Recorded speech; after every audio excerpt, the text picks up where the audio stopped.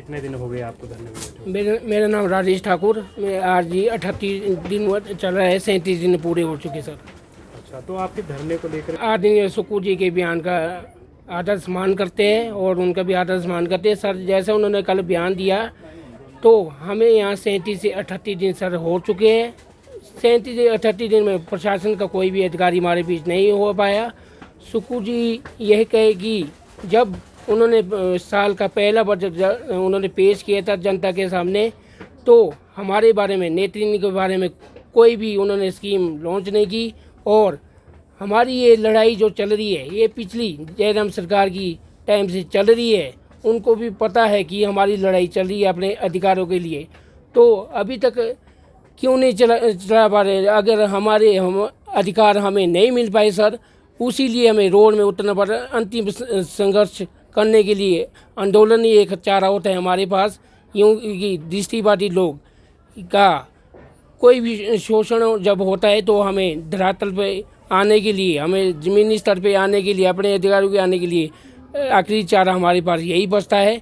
मैं बाकी आप खुद भी जानते हो कि दृष्टिबाधी के बाद जो भी आती है कठिनाई हमें, तो पिछले सालों से, कुछ सालों से, मतलब जयराम सरकार की सरकार होगी, अभी आदरणीय सुक्कू जी की सरकार है, तो 3 अप्रैल को हमारी मीटिंग भी हुई थी। उस मीटिंग के अकॉर्ड में हमें यही आश्वासन लगा था कि तुम्हारे बैकलॉग के कोटे की 500 पोस्टें बचती है, वो 500 पोस्टें के लिए काम चल रहा है। वो छुट-पुट पोस्टें भर रही है जिसके लिए हमारे शोषण हो रहा है, ये नहीं होना चाहिए।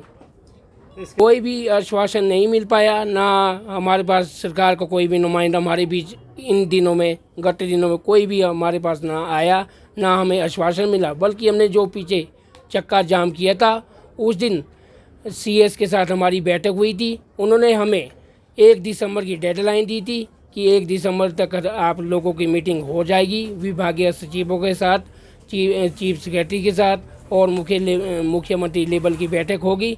परंतु वो भी हमें झूठा आश्वासन ही लगा और निराशा ही वहाँ से भी हाथ लगी।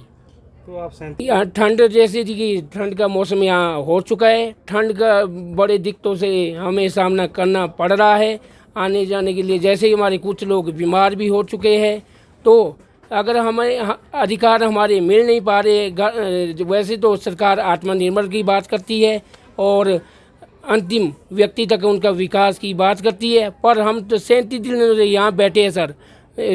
हर चुनौती का सामना करने पड़े। कभी पानी नहीं होता है, कभी हमारे पास ठंड लग जाती है।